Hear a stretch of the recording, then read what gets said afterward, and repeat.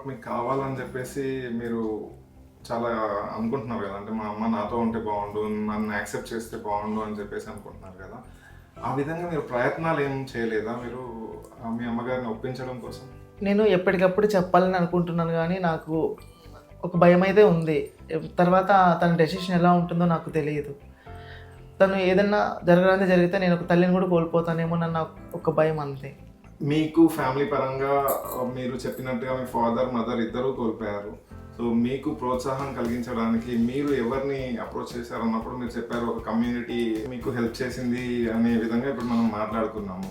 So ఆ కమ్యూనిటీలో మీరు ఎలా చేరారు, మీరు కమ్యూనిటీ అప్రోచ్ అవ్వడానికి ఏం చేశారు కొంచెం వివరిస్తే ఎవరన్నా కూడా యంగ్ ట్రాన్స్జెండర్స్ ఇప్పుడు కావాలి అనుకునే వాళ్ళు ఉంటారు కదా, వాళ్ళకు కూడా కొంచెం యూస్ఫుల్ అవుతుంది, వాళ్ళు కూడా ఎట్లా అప్రోచ్ అవ్వాలి ఏంటి అనేది తెలుసుకోవడం కోసం. నేను నా ఫీలింగ్స్ ఎలా ఉన్నాయని మా మదర్కి చెప్పినప్పుడే, అప్పటికి నేను ట్రాన్స్ కమ్యూనిటీలో ఉన్నా. ఓకే. అప్పటికి సారీ కట్టుకుని ఉన్నా. కానీ ఒకసారి బయట ఎప్పుడో సిగ్నల్లోనో మళ్ళీ బయట చూసారు ఫొటోస్ ద్వారా వెళ్ళినప్పుడు. అప్పుడు ఒప్పుకోలేదు. అప్పటికి ఇంకా ఒక 1 monthకి ఇంకా ఎక్స్పైర్ అయిపోయి చనిపోయారు. మామూలుగా ఫాదర్ అయితే చిన్నప్పుడే చనిపోయారు. మా మదర్ అయితే మామూలుగా ఇలా తెలిసిన తర్వాత ఒక 1 monthకి చనిపోయారు. చనిపోయిన తర్వాత ఇంకా అక్కడ 1 year అలా ఉన్నా. అంటే చూసే వాళ్ళకి మమ్మీ లేరు, నాన్నగారు లేరని, మామూలుగా అందరూ లేరు కదా అని ఇంకా చనిపోవడానికి వెళ్ళిపోతే ఇంకా మా వాళ్ళు మేము ఉన్నాం కదా అని ఆఫ్ చేసిన. ఒక 1 month దాకా సరిగ్గా చూసుకోలేదు. మీకు మేమందరం ఉన్నామండి, మీ ట్రాన్స్జెండర్ ఫ్యామిలీ మొత్తం ఉంది, మీరు ఫీల్ అవ్వకండి. మనసులో బాధ ఉంటుంది, బట్ మీరు ఓవర్కమ్ చేయాలి, మీరు దాన్ని దాటేసి ముందుకు వెళ్ళాలి. ప్లీజ్ మీరు ఏడవద్దు. మీకు ఇంతమంది సపోర్ట్ చేస్తున్నారా లేదా? ఇప్పుడు మీకు చాలా మంది ఎక్కడ దాకా ఉన్న బతుకున్నా అంటే నా ట్రాన్స్ కమ్యూనిటీ, అలాగే నా గురువు ఇక్కడ దాకా తీసుకొచ్చి నా దగ్గర ₹1 లేకపోయినా నన్ను తిండి పెట్టి ఇక్కడ దాకా నా సర్జరీ చేయించి మొత్తం అంతా చూసుకున్నది మా గురువు. మాకు మేమే కమ్యూనిటీలోనే, మా ఫ్యామిలీకి మేమే. మీరందరూ ఒక ఫ్యామిలీ. మీరు కోల్పోయిన ఒక ఫ్యామిలీ కానీ మీకు చాలా పెద్ద ఫ్యామిలీ దొరికింది. ఇప్పుడు మీ ఫ్యామిలీ కూడా మీతో ఉండాలని అందరూ అనుకుంటారు, ఎవరి ఫ్యామిలీ వాళ్ళతో ఉండాలని కోరుకుంటారు. బట్ వాళ్ళు ఉన్నా లేకున్నా అట్లీస్ట్ మీకు ఒక సపోర్ట్ అయితే, ఒక ఫ్యామిలీ సపోర్ట్ అయితే ఉంది, మీ ట్రాన్స్ ఫ్యామిలీ సపోర్ట్ అయితే ఉంది కదా. సో ఆ విధంగా మీరు కొంచెం అదృష్టవంతులు అనుకోండి. మీ ఫ్యామిలీ కూడా మిమ్మల్ని యాక్సెప్ట్ చేస్తారు. మీరు ఏం టెన్షన్ పడవద్దు, మీరు ఏడవద్దు. మీరు ఇట్లా ఏడ్చి బాధపడి మీ ధైర్యాన్ని కోల్పోవద్దు, మీరు ముందుకు వెళ్ళాలి. అట్లా కానీ ఇట్లా ఏడిస్తే బాగుండదు కదా. సమీర గారు, ఒక ధైర్యంతో ముందుకెళ్ళండి మీరు కూడా. అండ్ మనం సొసైటీ ఎప్పుడు బ్లేమ్ చేసి మాట్లాడుతుంది కదా, ట్రాన్స్ ఇలా చేస్తున్నారు వాళ్ళు బతకనివ్వకండి, ఇలా చేస్తుంటే బ్లేమ్ చేస్తున్నారు మొత్తం అందరూ కూడా. కానీ మీకు ఎందుకు భయపడతారండి? మీకు కోర్టులు కూడా మీకు సపోర్ట్ చేస్తున్నాయి కదా. మీరు ఇప్పుడు నాకు తెలిసి మీకు ట్రాన్స్జెండర్ గా మారడానికి కోర్ట్ ఏం నెగిటివ్ అది ఇవ్వట్లేదు అనుకుంటా. ఇప్పుడు కోర్టు సపోర్ట్ చేస్తుంది ప్రతిసారి. ఇప్పుడు ఎవరైనా ఒకరు ఏదైనా అంటే ప్రతిసారి మనం కోర్టుకి చెప్పలేం కదా, ఏదైనా మనం పోలీస్ స్టేషన్ కి వెళ్ళడానికి భయపడతాం, ఇంకా కోర్టు చుట్టూ ఏడ తిరుగుతాం చెప్పండి. ఈ రోజుల్లో మన సిస్టమ్స్ వల్ల చాలా తిరగాల్సి వస్తుంది కోర్టుకి వెళ్ళాలంటే. మీకు కూడా అదే ఇబ్బందులు ఫేస్ చేస్తారు. కాకపోతే ఏంటంటే మీ కమ్యూనిటీని ఇప్పుడు కోర్టు కూడా రెస్పెక్ట్ చేస్తుంది, అంటే గవర్నమెంట్ కూడా రెస్పెక్ట్ చేస్తున్నట్టే కదా. ఇప్పుడు జనరల్గా కోర్టు రెస్పెక్ట్ చేస్తే గవర్నమెంట్ కూడా రెస్పెక్ట్ చేస్తున్నట్టే. పిచ్చి జనాలు తెలియని జనాలు యాక్సెప్ట్ చేయరేమో, బట్ మీరేంటో మీకు తెలుసు కదా. మీరు ఇట్లా బాధపడకండి. అండ్ మీ కమ్యూనిటీలో మీరు ఇంతకుముందు చెప్పినట్టు మీరు ముందే సిగ్నల్ దగ్గర శారీ కట్టుకొని వెళ్ళానని చెప్పారు. బట్ మీకు ఆ రూట్ ఎలా దొరికింది? అంటే జనరల్గా ఎవరు పడితే వాళ్ళు సిగ్నల్ దగ్గర శారీ కట్టుకుంటే వాళ్ళు ఆబ్జెక్ట్ చేస్తారు, అంటే మనం ఏంటి ఇల్లు అని చెప్పేసి అనుకుంటాం కదా. మీకు ఒక రూట్ ఉంటుంది కదా, అంటే వాళ్ళ కమ్యూనిటీలో చేరడం కోసం అనేది మీకు ఒక రూట్ ఉంటుంది. అంటే ఎవరో తెలిసిన వాళ్ళ త్రూ వెళ్ళడమా, లేకపోతే ఆల్రెడీ ట్రాన్స్జెండర్ ఉంటే, లేదంటే హిజ్రా ఉంటే వాళ్ళ త్రూగా కమ్యూనిటీలో చేరడమా, ఎట్లా మీరు ఆ రూట్ ఎట్లా దొరికింది మీకు? ఇట్లా అంటే మేము ఇంటికాడ ఊర్లో ఉన్నప్పుడు మాకు బయట తిరుగుతుంటాం కదా, వాళ్ళు షాప్లో అడుగుతూ ఉంటారు. వాళ్ళకి అప్పుడు మా బిహేవియర్ తెలుస్తుంది, మా బాడీ లాంగ్వేజ్ కూడా తెలుస్తుంది. అప్పుడు మేము మాట్లాడుతాం, పరిచయాలు అప్పుడు ఏర్పడతాయి కదా, అప్పుడు అలా తెలుసుకుని తర్వాత కండక్ట్ అయ్యి అప్పుడు ఇలా వస్తుంటాం. ఇందాక మీరు మాటలో చెప్పినట్టు మీరు గురువు గురించి మాట్లాడారు కదా. సో ఈ గురువుని ఎవరు చూస్ చేస్తారు? అంటే మీకు సపరేట్ గ్రూప్స్ ఉంటాయా, లేకపోతే అందరికీ కలిపి ఒకరే గురువు ఉంటారా?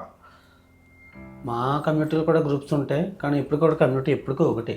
మా కమ్యూనిటీ అయితే గురువుని ఎంచుకుంటామంటే తలని ఎంచుకున్నట్టే. తలని ఎవరు ఎలా ఎంచుకుంటారో చెప్పడం, దేవుడు మనం ఏ తల్లి కడుపున పుట్టిస్తాడో తెలియదు. అలాగే మాకు ఆ దేవుడే కలుపుతాడు తల్లి అనేది, గురువు అనేది కూడా. అంటే ఆ గురువుని ఎట్లా ఎన్నుకుంటారు?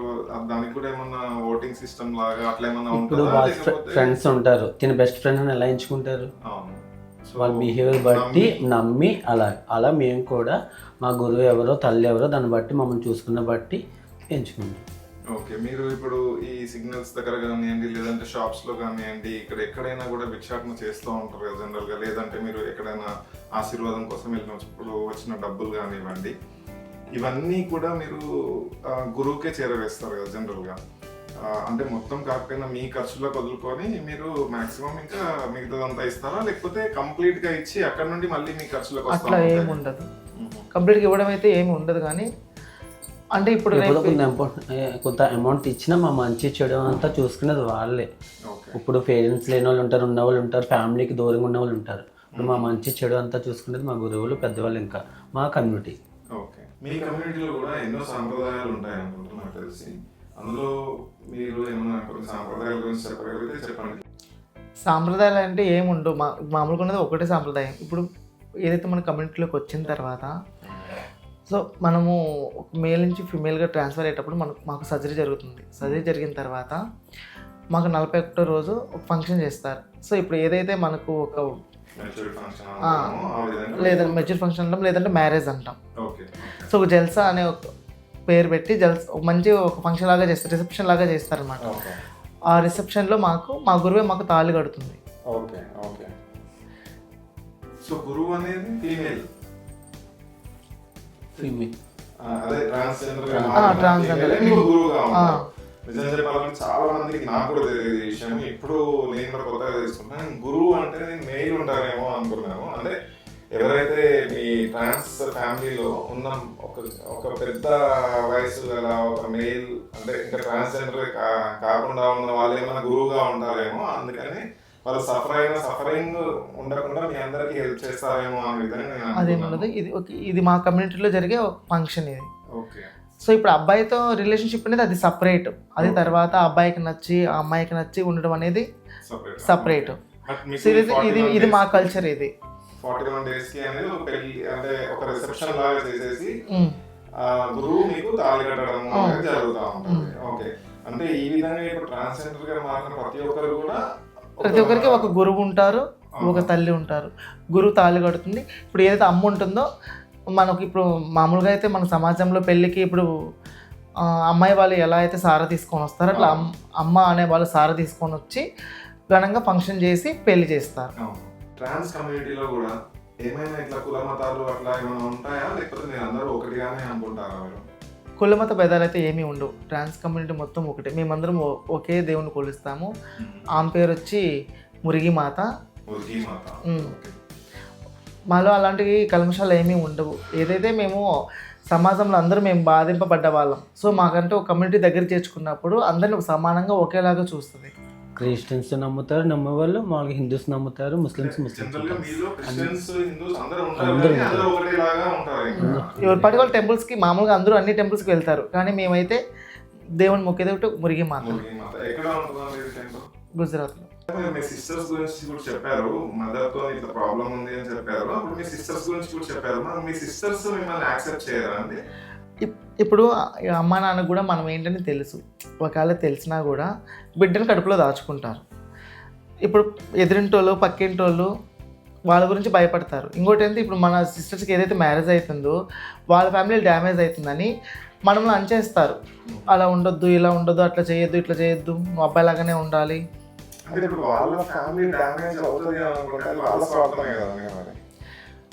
వాళ్ళ స్వార్థం అంటే ఇప్పుడు ఆడపిల్లలు జీవితాలు నాశనం అయితే తల్లిదండ్రులకే కదా బాధ. ఇప్పుడు మీరు కూడా ఆడపిల్లే కదా, కానీ అది ఇంట్లో యాక్సెప్ట్ చేయట్లేదు కదా.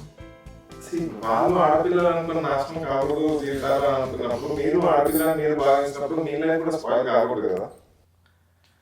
కాకూడదు అనుకుంటే ఇంకా వాళ్ళ ఫస్ట్ అబ్బాయి అమ్మాయి, తిన అబ్బాయి ఫస్ట్, తన అమ్మాయి.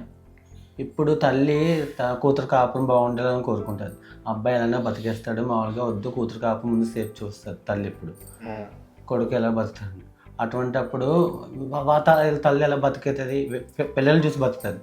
అటువంటి పిల్లలు కాపురం పోద్ది, ఇలా అయిపోతే ఇలాగ రేపొద్దున జీవితాలు నాశనం అయిపోతాయి, నీ ఒక్కరి వల్ల ఇంతమంది కింద పడిపోతున్నారు, నీ ఒక్కరి వల్ల కొద్దిగా ఆలోచించుకొని చెప్తారు. ఆలోచించుకున్నప్పుడు ఇంకేం ఆలోచిస్తావు? కుక్కలు అరుస్తూనే ఉంటే అట్లా అని చెప్పేసి మనం ఆ రోడ్డు మీద వెళ్ళడం మానేయలేము. మన దారి మనం చూసుకుంటూనే ఉండాలి. మన దారికి అడ్డు ఎవరైనా వస్తే మనం వెళ్ళాలి, కానీ అడ్డున్నారు కదా అని చెప్పి భయపడే వెనక్కి వెళ్తే ఎవరు కూడా మనల్ని ఇంకా ముందుకు వెళ్ళాలి నేను జీవితంలో. రీసెంట్ గా నేను ఒక యూట్యూబ్ ఛానల్లో వేదాంత్ మీడియా అనుకుంటా, వేదాంత్ అని పేరు, తను ఒక అతన్ని తీసుకొచ్చి కూర్చోబెట్టేసి మీ గురించి చాలా చీప్ గా మాట్లాడుతుండే అమ్మ, ఏదో ఏదో ఇష్యూ, ఆ ఇష్యూ గురించి ఇక్కడ మనం ప్రస్తావించడం వేస్ట్. ఆ ఇష్యూలో అసలు మిమ్మల్ని కూడా అప్రోచ్ అయ్యాడా, మీ ఇష్యూ అసలు ఇష్యూ నిజంగా జరిగిందా లేదా అని మీ దగ్గర కూడా తెలుసుకున్నారా, లేకపోతే ఒక సైడ్ వినే మాట్లాడుతున్నారా? తను ఈ ఇష్యూ తను దగ్గరుండి చూడలేదు. మాకు ఏ ఇష్యూ జరిగిందో, ఏం జరిగిందో, అక్కడ ఏ సంఘటన జరిగిందో తను చూడలేదు. తను ఓన్లీ ఒకప్పుడు మా ఇంటర్వ్యూస్ కూడా తీసుకున్నాడు, ట్రాన్స్జెండర్ ఇంటర్వ్యూ తీసుకున్నాడు, తను రేటింగ్ పెంచుకున్నాడు, లైక్స్ కోసం మామూలు. కానీ ఇప్పుడు మా మీద బ్లేమ్ చేసి మాట్లాడుతున్నాడు. ఓన్లీ ట్రాన్స్ మీద, ఓన్లీ మాకు హెడ్లైన్ కోసం. ఇప్పుడు తను సరే వీడియోని ట్రెండింగ్ చేసుకోవడానికి ఏదో చేస్తారండి. నిజంగా చెప్పాలంటే యూట్యూబ్ ఛానల్స్ అన్ని చేసి వాళ్ళు ఎదగడానికి మేము ఎంతైనా ఆశీర్వాదం ఇవ్వాలి. వాళ్ళు ఎదిగిన తర్వాత మమ్మల్ని తొక్కడానికి ఎంతైనా ప్రయత్నిస్తారు. మీరు ఎప్పుడైనా క్వశ్చన్ చేశారా? అంటే ఇది మేము చేసేది ఇది తప్పు కాదు, మేము కరెక్టే చేసాము, ఎందుకు నా మీద ఇట్లా ఎగిరి పడుతున్నారు? అదే కదన్నా, ఇప్పుడు సొసైటీ కూడా ఇప్పుడు తను చేసిన వీడియోకి ప్రతి ఒక్కరు కూడా ట్రాన్స్జెండర్స్ ఎలా చేస్తున్నారు, ఎవరిని బతకనివ్వకండి అంటే వాళ్ళకి సపోర్ట్ చేయకండి అని మాట్లాడుతున్నారు. ఇంత పెద్ద సమాజం ఉంది మాది, కమ్యూనిటీ, ఇంత సమాజంలో మా కమ్యూనిటీని బతకనివ్వరా? జనరల్గా రోజు ఏం చేస్తూ ఉంటారు? ఇప్పుడు మీరేం చేస్తారు? జాబ్ చేస్తారు, మామూలుగా మార్నింగ్ వెళ్తారు, జాబ్కి వెళ్తారు, మళ్ళీ ఈవినింగ్ వస్తారు, ఫ్యామిలీతో స్పెండ్ చేస్తారు. మేమంటే మా గురువులు ఉంటారు, మా గురువుల దగ్గర ఉంటాము, వాళ్ళగా మార్నింగ్ దగ్గర బిగ్ సెట్టింగ్కి వెళ్తాము, వస్తాము, వాళ్ళగా టెంపుల్ కన్నా లేకపోతే బయటకు వెళ్తాము. సమాజంలో ఎలా ఉంటారో మనుషులు కూడా మేము అలాగే బతుకుతాం నార్మల్గా. మాకు స్పెషల్ అంటే ఏముండదు, వాళ్ళు వేరేగా బతుకుతారు, మేము వేరేగా బతుకునే ఉండదు. మీరు ఎలా నార్మల్గా సమాజం ఎలా బతుకుతుందో మేము అలాగే బతుకుతాం. కాకపోతే వాళ్ళు జాబ్ చేసి వాళ్ళు చేసుకుని సంపాదిస్తారు, మేము ఆ సమాజం దగ్గరికి వెళ్ళి సిగ్నల్స్ అని ఉంటాయి, సిగ్నల్స్ దగ్గర బిగ్ సెట్టింగ్ చేసుకుంటాం. అలా చేసుకుని 1 గంట 2 గంటలు 3 గంటలు అడుక్కుంటూ వచ్చేస్తాం. అలా జరుగుతుంది డైలీ రొటీన్. అంతే, మీది ఎలా జరుగుతుందో మాది అంతే. జనరల్గా ఒక మనం మాల్కి వెళ్తూ ఉంటాం, మాల్స్కి అట్లా వెళ్తూ ఉంటాం కదా, వెళ్ళినప్పుడు అక్కడ మీరు వస్తున్నారంటేనే పబ్లిక్ పక్కన జరిగిపోతుంటారు, ఏదో ఉంటారు. స్పెషల్ అట్రాక్షన్ కనిపించిన పక్క జరిగిపోతుంటారు. సిగ్నల్లో కూడా ఇప్పుడు ఎవరన్నా అమ్మ ఒక 10 రూపాయలు దాని చేయండి, లేకపోతే రూపాయినా దాని చేయండి అంట, లేవమ్మా మళ్ళీ నెక్స్ట్ టైం వస్తామంటే నవ్వుతూ స్మైల్ నవ్వుతూ చెప్తే మాకు హ్యాపీగా ఉంటుంది. కారు నుంచి మామూలుగా దండం పెట్టి మామూలుగా అడుక్కుంటాం. వాళ్ళు ఎలా రెస్పాండ్ అవుతారు? లేవని ఒక్కొక్కరు బాగానే ఇస్తారు, ఒకరు 10 కాదు 20 అయినా మాకు వాళ్ళకి తోచినంత ఇస్తారు. మేము డిమాండ్ చేసి అడుగు, 10 ఇచ్చిన రూపాయి ఇచ్చిన 2 రూపాయలు ఇచ్చిన అది మాకు కడుపు నింపుకుంటాం. ఒక్కొక్కరు లేవు అన్నట్టుగా ఒక్కొక్కరు ర్యాష్గా మాట్లాడతారు. ఎవరు కూడా ఇష్టపడి మామూలుగా ఇలాగా దేవుడు పుట్టించిన తర్వాత కావాలని అడుక్కోరు. అది మాకు అంత. నేను సిగ్నల్ దగ్గర ఇంకొకటి చూసానండి, ఇది మేబీ నేను అడగొచ్చో లేదో, ఇది కూడా బైక్ వాళ్ళ దగ్గరికి వెళ్ళేసి వీళ్ళు కావాలని చెక్కల గింతలు పెట్టడము అట్లా కొంతమంది చేస్తూ ఉంటారు. నేను పర్సనల్గా అబ్జర్వ్ చేశాను సిగ్నల్స్ దగ్గర. సో అట్లాంటివి మీరు ఎప్పుడైనా ఎక్స్పీరియన్స్ చేస్తారు అంటే మీరు కూడా చూస్తూ ఉంటారు కదా, మీరు ఎప్పుడైనా చూడడము అట్లా, లేకపోతే మీకు తెలిసిన వాళ్ళు ఎవరన్నా ఉంటే అలా చేయడం చేస్తారా? అసలు ఎందుకు అట్లా? మీరు అంటున్నారు కదా వీళ్ళు అంటే ట్రాన్స్ చెక్ల గింతలు పెడతారని చూశారు కదా, మరి బయట ఉన్న స్కూటీ వాళ్ళు ఉన్న వాళ్ళు, కార్ మీదకి వచ్చే వాళ్ళు మమ్మల్ని అరెస్ట్ చేస్తారు, మమ్మల్ని బ్లేమ్ చేసి మాట్లాడతారు, ఎట్టగారంగా రేట్ చేసినట్టు మాట్లాడతారు. ఎందుకు అడుగుకుంటాం, మీకు ఎందుకు ఇవ్వాలని అడుగుతారు. ఇంకా అలాంటి మా సమాధానం ఉంటుందా? బట్ అట్లా మీరు ఎప్పుడైనా అబ్జర్వ్ చేశారా నేను అడుగుతున్నాను. ఎక్కువ మమ్మల్ని సిగ్నల్ డబ్బులకు అడిగితే ముందు డబ్బుల కంట మాకు చేయి పట్టుకునే రోజులు కూడా ఉంటాయి. చేయి పట్టుకుంటారు, మామూలుగా నెంబర్ అడిగే వాళ్ళు ఉంటారు, వస్తామని అడిగే వాళ్ళు ఉంటారు. మా వైపు నుంచి మామూలుగా మాకు ఉంటాయి కదా. మీరు జస్ట్ చేయి పట్టుకోవడం గురించి మీరు చెప్తున్నారు, బట్ నా కళ్ళతో నేను చూసిన చెప్తున్నా, మీ బాడీ పార్ట్స్ టచ్ చేసే వాళ్ళని కూడా నేను చూశాను. మా బాడీ పార్ట్స్ నేను చూశాను సిగ్నల్లోనే మిమ్మల్ని కూడా టచ్ చేసే వాళ్ళని నేను చూశాను. అది మీరు చెప్పుకోలేకపోతున్నారు, బట్ నేను నా కళ్ళారా నేను జనరల్గా నేను కూర్చొని ఇప్పుడు ఎట్లయితే మీరు అబ్బాయిలను గిలిగింతలు పెడతారని చెక్కల గింతలు పెడతారని చెప్పాను, అట్లనే అదే యంగ్ అబ్బాయిలని ప్రస్తావన తీసుకొచ్చిందే అందుకు.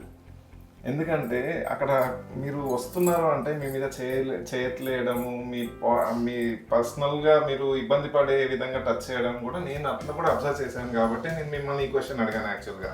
మేము బతికేది ఒక 10 మంది చేస్తారు, కానీ అక్కడ 90 మంది మమ్మల్ని బతికిస్తున్నారు, రూపాయి ఇచ్చి 2 రూపాయలు ఇచ్చి. అటువంటిది వాళ్ళని కాదనుకుని మేము తప్పుగా చెప్పలేము కదా. మేము అందరు కాదు, ఆ 10 మంది బయటకు చెప్తే ఇలా చెప్తున్నారు, రేపు ఇవ్వకూడదు, ఇలా చేస్తున్నారు ట్రాన్స్. ఇప్పటికే సమాజంలో ఇప్పుడు వస్తున్న న్యూస్ ట్రాన్స్ గ్రూప్ ఇలా వచ్చి ఇలా చేస్తున్నారు అంటున్నారు. మరి ఇంత చేసే బ్లేమ్ చేస్తున్నారు. ఒక ట్రాన్స్ అక్కడ చనిపోయింది, ఎవరో బ్లేడ్ వేసారు, అది బ్లేమ్ చేస్తారు. ఎవరు కూడా ఎంతో మంది చనిపోయారు యాక్సిడెంట్లో కదా, బ్లేమ్ లోపలికి తీసుకెళ్ళిపోయి రేపు చేసి చంపేస్తాం, ఎన్నో జరిగాయి. ఆ సంఘటన ఒక్క సంఘటన కూడా హెడ్లైన్ ఒక్కడు కూడా రేపు చేసే ఏ ఛానల్లో రాలేదు. అటువంటిది ఇప్పుడు జరిగిన సంఘటన కోసం ప్రతి యూట్యూబ్లో మామూలుగా న్యూస్ ఛానల్ కూడా ప్రతిదీ కూడా వస్తుంది. జస్ట్ ట్రెండింగ్ చేసుకోవడం కోసం, వాళ్ళు ఎదగడం కోసం మిమ్మల్ని వాడుకుంటున్నారు, మీ సంఘటనల్ని వాడుకుంటున్నారు. కానీ మేము బ్రతకాలి కదా, వాళ్ళు బ్రతుకుతాం అంటే మేము బ్రతకూడదు సమాజంలో, మేము మనుషులం కాదా?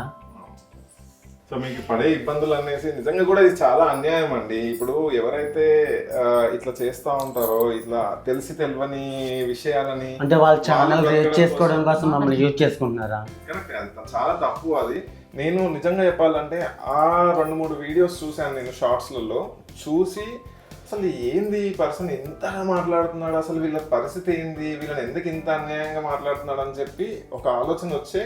నాకు అసలు ఇంటర్వ్యూస్ చేసే ఆలోచన లేదు. ఫస్ట్ ఆఫ్ ఆల్ నేను ఇంటర్వ్యూస్ చేసే ఛానల్ కాదు, కానీ ఎట్టి పరిస్థితుల్లో నేను మీ దగ్గర అసలు దీని గురించి తెలుసుకోవాలి, ఈయన ఎందుకు ఇంత చీప్గా మాట్లాడుతున్నాడు. మేము పడే కష్టాలు బాధలు తను కూడా చూడలేదు, అక్కడ కూడా తను చూడలేదు. వాళ్ళ ఛానల్ రేట్ చేసుకోవాలి. ఒకప్పుడు మా ట్రాన్స్ని పిలిపించి ఇంటర్వ్యూ చేశారు, ఇప్పుడు అదే ట్రాన్స్ని ఏం చేసి మాట్లాడుతున్నారు. సో మీరు కూడా ఇట్లా ఈ సిగ్నల్స్ దగ్గర కాకుండా ఇట్లాంటివి ఏమైనా చేసి ఎదిగే ప్రయత్నాలు ఏమైనా జరుగుతున్నాయా? మీరు ముందు ఏం చేయాలనుకుంటున్నారు? ఇప్పుడు నేను భిక్షాటనకి వెళ్తాను. ఇప్పుడు కొంతమంది వస్తారు, అడుగుతారు, ఇప్పుడు ఏదైనా పని చేసుకోవచ్చు కదా, ఎందుకు అడుగుకుంటున్నావు అని అడుగుతారు. ఇప్పుడు సపోజ్ నేనే ఆ పర్సన్ని రిటర్న్ క్వశ్చన్, నీ ఇంట్లో పని ఇస్తావా నేను అడుగుతాను, తను నన్ను పనికి పెట్టుకుంటాడా?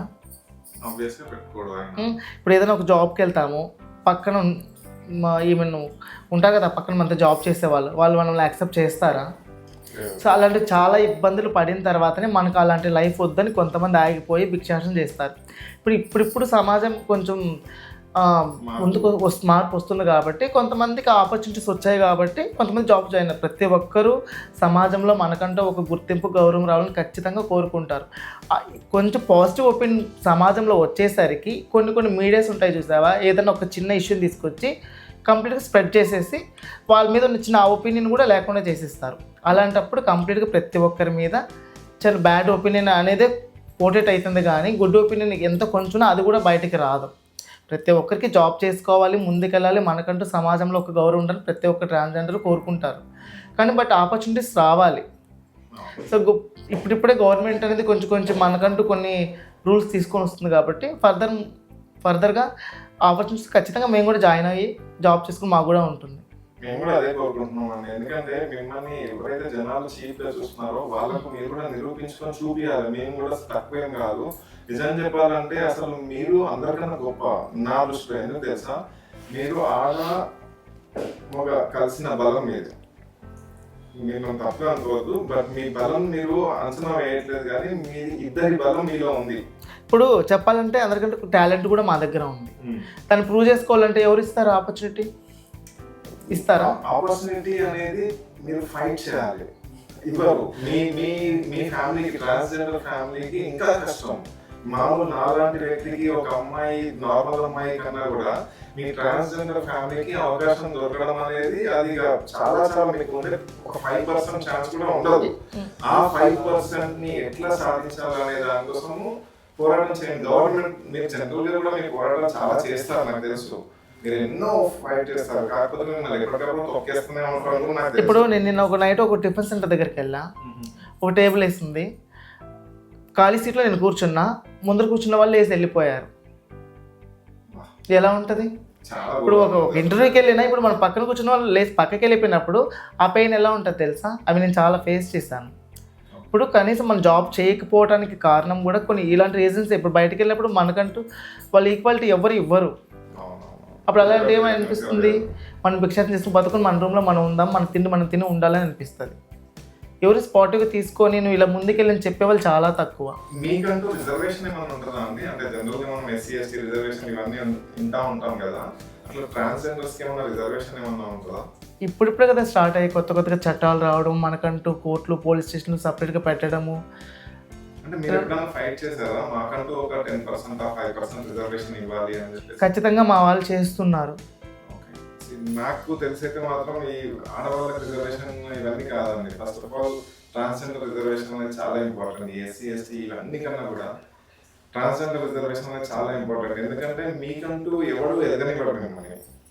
అంటరానితనం అనేది ఒకప్పుడు అంటుండే చూసారా, ఒకప్పుడు అంటరానితనం వల్లనే ఎస్సీ ఎస్టీ రిజర్వేషన్ వచ్చాయి. మీకు తెలుసో తెలియదు, నాకు తెలియదు. బట్ అంబేద్కర్ ఆ టైంలో ఈ రిజర్వేషన్ తేవడానికి కారణం ఏంటంటే అంటరానితనం గురించి. నిజమైన అంటరానితనం ఫేస్ చేసేది మీరే అండి నా దృష్టిలో. ఎందుకంటే ఇప్పుడు ఎవడైనా డబ్బు ఉన్నాడు అంటే వాళ్ళని ఎస్సీ ఎస్టీ ఎవరు చూడట్లేదు ఈ రోజులలో. బట్ ట్రాన్స్జెండర్ అనేసరికి దూరం పోతున్నారు. సో నిజమైన అంటరానితనం ఇప్పుడు మీకుంది కాబట్టి మీకు రిజర్వేషన్ రావాలని నేను మనస్ఫూర్తిగా కోరుకుంటున్నాను. మీరు కూడా దాని నుంచి గట్టిగా ఫైట్ చేయండి. మాకంటూ 5% 10% రిజర్వేషన్ ఇవ్వాలని చెప్పేసి గట్టిగా ఫైట్ చేయండి. మీ గురువులకు కానివ్వండి, మీ కమ్యూనిటీలో కానివ్వండి, దీని గురించి స్ప్రెడ్ చేయండి బాగా. రిజర్వేషన్ ఇస్తే మీ అందరికి ఇంకా గుర్తింపు తొందరగా వస్తుంది. రిజర్వేషన్ వచ్చినా కూడా పబ్లిక్లో మార్పు రావాలి. ఫస్ట్ ఆఫ్ ఆల్ మనల్ని దగ్గర తీసుకునే మనస్తత్వం వాళ్ళకు ఉండాలి ఫస్ట్. ఇప్పుడు ఏదైతే పబ్లిక్లో మనం వెళ్ళినప్పుడు మనం చూసి పక్కకు వాళ్ళ దూరంగా వెళ్ళినప్పుడే మనకు అనిపిస్తుంది. అది ఉండకూడదు ఫస్ట్. అందరం ఈక్వల్, పబ్లిక్ అంతా ఒకటే కదా. చెప్పు, మా జెండర్ ఒకటే వేరే ఉండొచ్చు కానీ మేము మనుషులమేగా. మీకు ఎవరి మీద ఫీలింగ్స్ ఉంటాయి జనరల్గా? అంటే ఒక అబ్బాయి మీద ఫీలింగ్స్ ఉంటాయా, ఒక అమ్మాయి మీద ఫీలింగ్స్ ఉంటాయా? అమ్మాయి మీద ఎందుకుంటే నేను అదే నాకు తెలియక మిమ్మల్ని అడుగుతున్నాను. అమ్మాయి మీద ఎందుకుంటే అమ్మాయిగా మారిన అమ్మాయి మీద అబ్బాయి మీదే ఉంటాయి. ఖచ్చితంగా అబ్బాయి మీదే ఉంటుంది ఫీలింగ్. ఏదైతే చిన్నప్పటి నుంచి మాకు ఆ ఫీలింగ్స్ అనేది బాడీలో ఉంటాయో ఖచ్చితంగా ఇప్పుడు 12-13 సంవత్సరాలు వచ్చేసరికి ఒక అమ్మాయి అయితే ఏదైతే ఒక అబ్బాయిని కోరుకుంటుందో అలానే మాకు ఒక అబ్బాయిని చూసినప్పుడు ఆ ఫీలింగ్ ఖచ్చితంగా బాడీలో కలుగుతుంది. ఇప్పుడు ఒక అబ్బాయి మనల్ని అట్రాక్ట్ చేయాలని మనం ఖచ్చితంగా అమ్మాయిలాగా ఉంటేనే చూస్తాడు. అబ్బాయిలాగా ఉంటే చూడమంటే చూస్తాడా? సో మీరు ఎలాంటి అబ్బాయిని కోరుకుంటారు? సో మనల్ని ఎవరైతే మంచిగా కేర్ చేస్తున్నారో అలాంటి వాళ్ళని లైఫ్లో చూసుకోవాలని కోరుకుంటాం. దొరికారా మీకు ఎవరైనా? ఖచ్చితంగా. అంటే మీరు రిలేషన్లో ఉన్నారా ఇప్పుడు? మీరు అంటే ఇట్లా మీరు పెళ్లి కూడా చేసుకోవడం అట్లా ఏమన్నా కుదురుతుందా మళ్ళీ తర్వాత? ఎందుకంటే మీరు ఆల్రెడీ ఒకసారి మీ గురువుతో తాళి కట్టించుకొని ఉంటారు కదా. అది మా కల్చర్, అది దానికి దీనికి సంబంధం లేదు. ఓకే. సో సమీరా గారు, మీకు ఎవరన్నా మీకు ఇష్టమైన రాజకుమారుడు మీ జీవితంలోకి వచ్చాడా?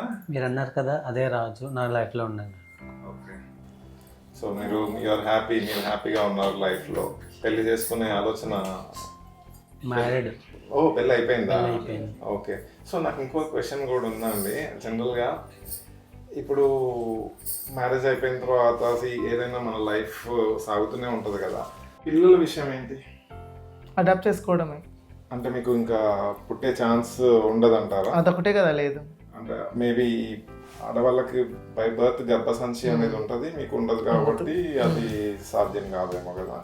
సో అడాప్ట్ చేసుకుంటారా మీరు ఎవరైనా? అట్లా చేసుకోవడం అంటే అడాప్షన్లో కూడా మీ ట్రాన్స్ ఫ్యామిలీలో వాళ్ళనే చేసుకుంటారా లేకపోతే? కొంతమంది రిలేషన్లో తెచ్చుకుంటారు, కొంతమంది రిలేషన్లో ఇష్టపడి ఇచ్చి వాళ్ళు ఉంటారు. లేదంటే మనం బయట నుంచి తెచ్చుకొని, అది మన ఒపీనియన్. మనకి ఇష్టపడి మనం మంచిగా చూసుకుంటాము, వాళ్ళకి ఒక లైఫ్ ఇద్దాం అనుకునే వాళ్ళు ఖచ్చితంగా బయట నుంచి తీసుకొని వచ్చి పెంచుకుంటారు. లేదంటే రిలేటివ్స్లో వాళ్ళ పిల్లల్ని కూడా తీసుకొచ్చి పెంచుకుంటారు.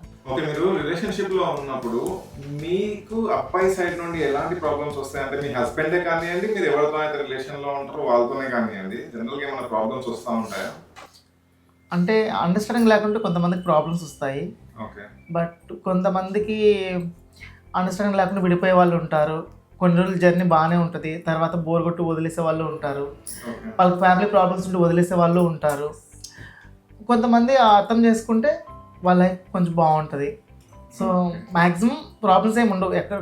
కొన్ని చోట్ల మాత్రం ఖచ్చితంగా జరుగుతూ ఉంటాయి. ఇప్పుడు వచ్చే సిచ్యువేషన్ ప్రకారం అయితే ట్రాన్స్జెండర్స్ని ఒక లవ్ చేస్తున్న చాలా మంది బాయ్స్ ఉన్నారు. వాళ్ళ కోల్పోయిన ప్రాణాలు కూడా ఉన్నాయి. మా నమ్మారంటే ప్రాణాలకు తెగిని చూస్తారు వాళ్ళు. అటువంటి చాలా మంది కోల్పోయిన రీసెంట్గా కూడా జరిగాయి, చాలా సంఘటనలు కూడా జరిగాయి. అబ్బాయి మోసం అంటే ఒక 3 months ఉంటారు, 1 year ఉంటారు. గుడ్డిగా నమ్ముతారు మా ట్రాన్స్ఫర్ కేవలం మిమ్మల్ని వాడుకోవడానికి మాత్రమే. కొంచెం అందరూ అన్న ఇలా బ్లేమ్ చేసి మాట్లాడతారు. కొంచెం మంది ఉంటారు, కొంతమంది genuine గా కూడా love చేసే వాళ్ళు కొంతమంది జెన్యున్గా లవ్ చేసే వాళ్ళు ఉంటారు. ఓకే. అంటే మీరు సరే ఇప్పుడు అబ్బాయి విషయం వదిలేస్తే మీరు ఎప్పుడైనా ట్రూగా అంటే మీ మనస్ఫూర్తిగా మీరు బాగా ఇష్టపడి కోల్పోయిన వాళ్ళు మీ జీవితంలో ఎవరైనా ఉన్నారా? మనకి జీవితంలో కోల్పోయిన వాళ్ళు అంటే మన పేరెంట్స్ కన్నా ఇంకెవరు లేదు, నేను అట్లా మీ పేరెంట్స్ గురించి మాట్లాడట్లేదు. మీరు ఎంతో ఇష్టపడ్డ అబ్బాయి ఎవరైనా, మీరు మీ మనస్ఫూర్తిగా మీకు ఈ అబ్బాయి ఉంటే బాగుండు అనిపించి కానీ కుదరక వెళ్ళిపోయిన అబ్బాయిలు ఎవరైనా ఉన్నారా అట్లా? అంటే రీసెంట్గా నాకు మ్యారేజ్ అని తనతోనే ఉంటున్నాను.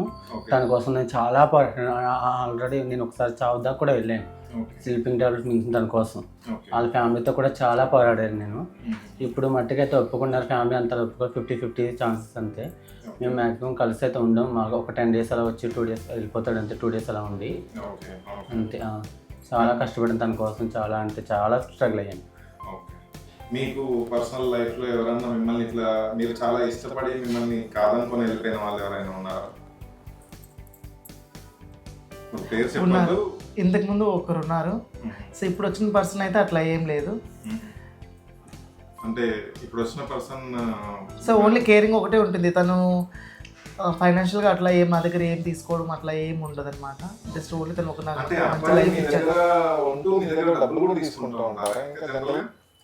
అదే కదా అంటున్నాను, అందరూ జెన్యున్గా లవ్ చేయరు. కొంచెం మంది ట్రాన్స్ దగ్గర డబ్బు చూసి లవ్ చేసే వాళ్ళు ఉన్నారు, కొంతమంది జెన్యున్గా లవ్ చేస్తారు. అలా మోసపోయిన వాళ్ళు కూడా మా ట్రాన్స్ లో చాలా మంది ఉన్నారు.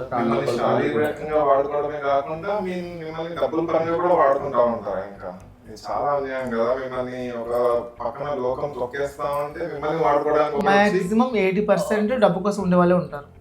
20% మమ్మల్నిగా ఇష్టపడి ఉండేవాళ్ళు ఉంటారు. ఇది మరీ అన్యాయం అండి. అసలు నాకు ఈ విషయం తెలియదు. అసలు మీ దగ్గరికి నేను శారీరకంగా వాడుకోవడానికి వస్తారేమో అనుకున్నాను, కానీ డబ్బు కోసం వచ్చి వాడుకునే వాళ్ళు కూడా ఉంటారు మీ దగ్గర. మీరు ఏమైతే చాలా చూస్తున్నారు, చాలా మర్డర్లు జరిగాయి, చాలా గొడవలు, కోర్టు కేసులు ఇలాంటి కూడా చాలా ఉన్నాయి. అవును అవును అవును అవును. ఇప్పుడు మనం కోర్టు కేసులు అన్నప్పుడు నాకు ఇంకొక టాపిక్ గుర్తుకొచ్చింది. మీకు ఈ పోలీసు కోర్టు ఇట్లాంటి సంబంధం ఇట్లాంటి రకమైన ప్రాబ్లమ్స్ వచ్చినప్పుడు మీకు ఎవరు హెల్ప్ చేస్తూ ఉంటారు? మా కమ్యూనిటీ ఉంటుంది కదా, పెద్దవాళ్ళు ఉంటారు, మా గురువులు ఉంటారు, వాళ్ళ సహకారం ఉంటుంది మాకు. మాకు ఏ ప్రాబ్లం వచ్చినా ఏ కష్టం వచ్చినా మా కమ్యూనిటీ ముందు ఉంటుంది, మా గురువులు ముందు ఉంటారు, పెద్దవాళ్ళంతా మాకు ముందు ఉంటారు.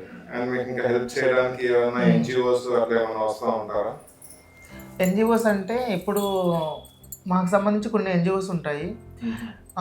అంటే మాకు మంత్లీ హెల్త్ ఇష్యూస్ ఏదైనా సంథింగ్ వాటి గురించి ఏదైనా ఉంటే వాళ్ళు కేర్ చేస్తారనమాట. సో మంత్లీ చెకప్ చేయించడము, కౌన్సిలింగ్ ఇవ్వడము, ఏదైనా ప్రాబ్లమ్స్ ఉంటే వాళ్ళు అక్కడ రెక్టిఫై చేయడం ఇట్లాంటివి ఉంటాయి. ఓకే. జనరల్గా మీకు సర్జరీ తర్వాత అంటే మీ నార్మల్ లైఫ్ హెల్త్ ఇష్యూస్ కాకుండా సర్జరీ పరంగా సర్జరీ తర్వాత వచ్చే ప్రాబ్లమ్స్ ఏమైనా ఉంటాయా మీకు? అంటే సర్జరీ తర్వాత లైఫ్ స్టైల్ తగ్గిపోద్ది. ఓకే. ఇప్పుడు మామూలుగా నార్మల్గా సర్జరీ కాకముందు ఒక 50 years బతుకుతాడు అనుకో, సర్జరీ అయిన తర్వాత ఆ ట్రాన్స్జెండర్ ఒక 5 years 10 years లైఫ్ స్టైల్ తగ్గిపోతుంది. Okay okay okay. అంటే అయినా కూడా మీరు అంత ధైర్యం చేసి మీరు అంటే మీకు ఇష్టమైన లైఫ్ జీవించడం కోసము అంత త్యాగం చేస్తూ ఉంటారు. Okay okay.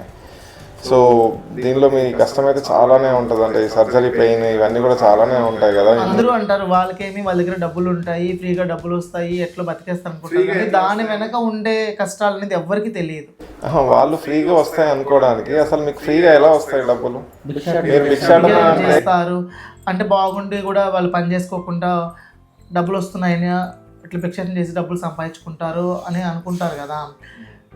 ఎవరైతే అనుకుంటారో వాళ్ళకు ఒక సూటి ప్రశ్న అండి. ఎవడనే అందాం మనం, ఎందుకంటే ఇట్లా అనుకునే వాడిని మనం ఎవరు అని మర్యాద ఇవ్వాల్సిన పని లేదు, ఎవడు అనే అనాలా. వాడు వాళ్ళ ఇంట్లో పని నౌకరిస్తాడా? వాడు ఆఫీస్లో పెట్టుకుంటాడా? వాడు పెట్టుకున్నప్పుడు మిమ్మల్ని అనే అధికారం వాడికి ఎక్కడదండి, అవునా కదా? ఈ క్వశ్చన్ నేను చాలా మంది అడిగాను, వాళ్ళ దగ్గర నుంచి నో వర్డ్స్. నిజంగా నీతిగా ఇట్లాంటి మాటలు మాట్లాడేవాడు ఎవడు కూడా నీతిగా ఉండడండి. ఇప్పుడు మిమ్మల్నిగా గౌరవించేవాడు ఎప్పుడు ఇట్లాంటి మాటలు మాట్లాడాడు. వాడు ఏంటంటే సరదా కోసం ఎవరినో మాట అనాలి కాబట్టి అంటారు తప్పితే నిజంగా అంత మంచిగా నీట్గా ఉద్యోగం ఇవ్వాలనుకున్నాడు, పని చేయాలని చెప్పాలనుకున్నాడు, వాడు ఉద్యోగం చూపించగలుగుతాడా? చూపించలేడు కదా.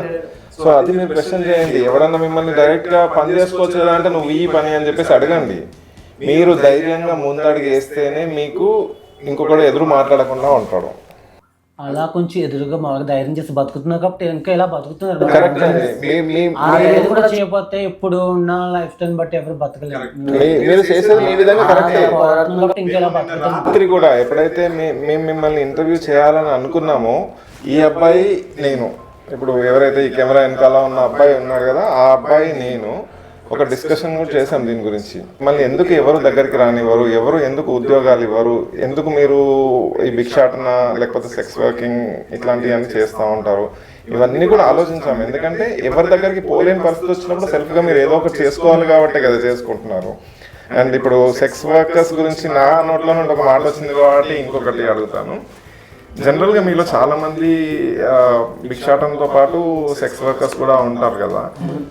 ఇట్లాంటి పరిస్థితులలో మీకు చాలా ఇబ్బందులు ఎదురయ్యే ఉంటాయి. జనరల్గా సెక్స్ వర్కర్స్ అంటే మీరని కాదు, ఎవరు చేసినా కూడా ఇబ్బందులు పడుతూనే ఉంటారు. మీరు ఎట్లాంటి ఇబ్బందులు ఫేస్ చేస్తూ ఉంటారు జనరల్గా? కమ్యూనిటీలో సెక్స్ వర్క్ చేస్తారు, కొంచెం మంది భిక్షాటన చేసుకుంటారు, కొంచెం మంది గృహప్రవేశాలు చేసుకుంటారు, కొంచెం మంది బస్తీ అడుగుతారు. అది ఒక్కొక్కరు ఒక్కొక్కటి అడుగుతారు. సెక్స్ వర్క్లో కూడా ఇబ్బందులు చాలా ఉంటాయి. వాళ్ళు ఇచ్చే అమౌంట్ కంట చాలా ఇంకా డబుల్గా మమ్మల్ని ఫోర్స్ చేస్తాం, ఇబ్బంది పెడతాం, చాలా హెరాస్మెంట్ ఉంటాయి. అక్కడ బ్లేడ్ వచ్చి రావటం, మమ్మల్ని బ్లేడ్ వేస్తాం అని అన్నీ డేర్ చేసి అక్కడికి వెళ్తాం. అక్కడికి వెళ్ళామంటే సెక్స్ వర్క్కి ఇంక మేము వస్తామో రాదో తెలియదు, అక్కడ ఇంటికి వస్తామో లేదో. అటువంటిది మా పొట్ట కోసం, కడుపు నింపుకోవడం కోసం మేము అంత డేర్ చేసి వెళ్తాం. అదే మాకు ఏదో జాబ్ మాకు ప్రభుత్వం నుంచి కానీ ఇలాగా సొసైటీ నుంచి మాకు ఏమైనా పని వర్క్ ఉంటే ఇంత డేర్ చేసి ఇంత వర్క్ చేసి భయపడుతూ బతకలేము కదా.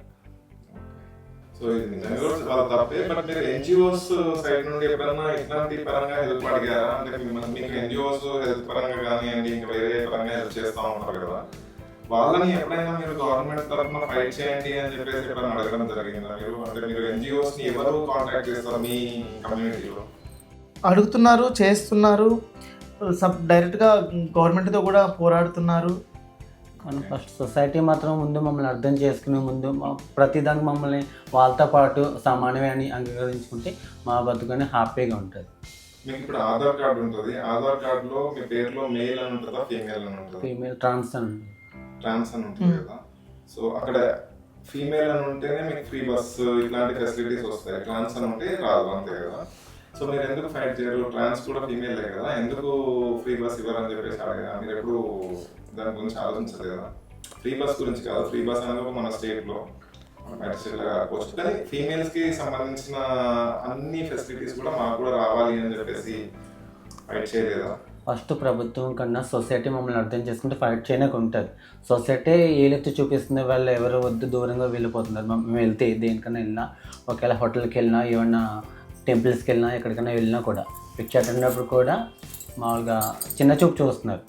సొసైటీ మమ్మల్ని చూడనప్పుడు వాళ్ళతో సమానంగా ప్రభుత్వంతో పోరాడినాక ప్రభుత్వం నుంచి తెచ్చుకున్న ఒకవేళ మాకు కావాల్సింది సొసైటీ చూడనప్పుడు వచ్చే అవకాశాలు ఇంకెలా ఉపయోగపడతాయి? ముందు మమ్మల్ని అనేది ఓకే మీరు చెప్పేది నేను అర్థం చేసుకున్నాను. సొసైటీ మిమ్మల్ని దూరం పెడుతుంది అనేది వాస్తవం, నేను కూడా అగ్రీ చేసుకోవడానికి. బట్ మీ ఫైట్ సొసైటీ అందరూ దూరం పెట్టి కొంచెం మంది అర్థం చేసుకోవాలి. మమ్మల్ని కూడా గవర్నమెంట్ తో ఫైట్ చేస్తుంది కాబట్టి కొన్ని మారే ఇంకా చాలా మట్టి మాకంటూ కొన్ని చట్టాలు వచ్చాయి, ఇంకా కొంచెం ప్రభుత్వంగా మార్పులు వస్తాయి. బ్రతికేవాడు ఎలాగైనా బ్రతుకుతాడు, కానీ బ్రతకనివ్వాలి కదా. ఫస్ట్ బ్రతకనిస్తేనే కదా బ్రతికేది. అసలు సొసైటీ బ్రతకనివ్వనప్పుడు మీరు ఎలా బ్రతుకుతారు అనేది కూడా ఒక క్వశ్చన్. ఖచ్చితంగా ఫ్యూచర్ లో ఇంకా మంచిగా గవర్నమెంట్ 20 ఏళ్ల క్రితం అసలు మీరు ఎవరనేది లోకానికి తెలియదు, ఈ రోజు మీరు తెలిసేలాగా ఫైట్ చేసి తెలుస్తున్నారు. ఇప్పుడు ప్రతి రంగంలో మా వాళ్ళు ఉన్నారు, మంచిగా మూవ్ అవుతుంది. కొత్తగా ఇంకా ఏం వచ్చేదేం లేదు. ఇప్పుడు ఏంటంటే గవర్నమెంట్ మంచిగా మాకు కూడా ఒక అవకాశాలు ఇస్తుంది, మా గురించి ఆలోచిస్తుంది, మాకంటూ కొన్ని చట్టాలు వచ్చాయి. ఇంకా ముందుకెళ్ళి మంచిగా అందరికి జాబ్లు ఇచ్చి మాకంటూ ఒక రిజర్వేషన్, మీరు చెప్పిన రిజర్వేషన్ అనేది కల్పిస్తే హ్యాపీ. థ్యాంక్ యూ అండి. మీరు కూడా చూస్తున్నారు కదా, వీళ్ళ బాధలన్నీ మనం విన్నాము, వీళ్ళు ముందు నుండి ఫేస్ చేస్తున్న ప్రాబ్లమ్స్ కూడా తెలుసుకున్నాము. ఒక్కొక్క సర్జరీ చేసుకోవడానికి వీళ్ళు ఇబ్బంది పడి వీళ్ళు నరకయాతన అనుభవిస్తూ ఒక మగాడు ఆడవాళ్ళలాగా మారడానికి అయ్యే కష్టం ఎంతైతే సర్జరీలతో పడుతున్నారు, ఎన్ని డబ్బులు ఖర్చు పెడుతున్నారు దానికోసము, వాళ్ళ కోరికలు వాళ్ళ మనసులో వాళ్ళు చిన్నప్పటి నుండి ఏదైతే అనుకున్నారో, ఎలా జీవించాలనుకున్నారో అలా బ్రతకడం కోసము వీళ్ళు ఎన్ని కష్టాలు పడుతున్నారో వీళ్ళ మాటల్లోనే విన్నాం కదా. సో మీరు కూడా వాళ్ళని కించపరిచేలాగా కాకుండా కొంచెం వాళ్ళని కూడా ఒక మనిషిలాగా భావించి మీరు ఏమి స్పెషల్ ట్రీట్మెంట్ వాళ్ళకి ఇవ్వాల్సిన పని లేదండి, ఒక నార్మల్ మనిషిలాగా వాళ్ళని కూడా ట్రీట్ చేస్తే చాలా బాగుంటుందని చెప్పేసి నేను కోరుకుంటున్నాను. Thank you. మీరు ఇప్పటిదాకా ఈ ఛానల్లో ఈ ఇంటర్వ్యూ చూసినందుకు వీళ్ళని కూడా బ్లెస్ చేయండి, మమ్మల్ని కూడా బ్లెస్ చేయండి. మీకు వీలైతే మా ఛానల్ సబ్స్క్రైబ్ చేసుకోండి. మీకు ఈ కంటెంట్ నచ్చినట్టుంటే ప్లీజ్ లైక్ చేయండి, మీ ఫ్రెండ్స్కి షేర్ చేయండి. Thank you for watching the video. Thank you so much Ranjith garu. మా సమస్యలన్నీ తెలుసుకుని మీ ఛానల్ ద్వారా ప్రజలందరికీ చూపించారు. మీరు కూడా చూడాలనుకుంటే ఛానల్ సబ్స్క్రైబ్ చేసుకుని ఫుల్ వీడియో చూడండి. Please like, share and comment. Subscribe చేసుకుని లైక్ చేయండి, షేర్ చేయండి. థ్యాంక్ యూ రంజిత్ గారు.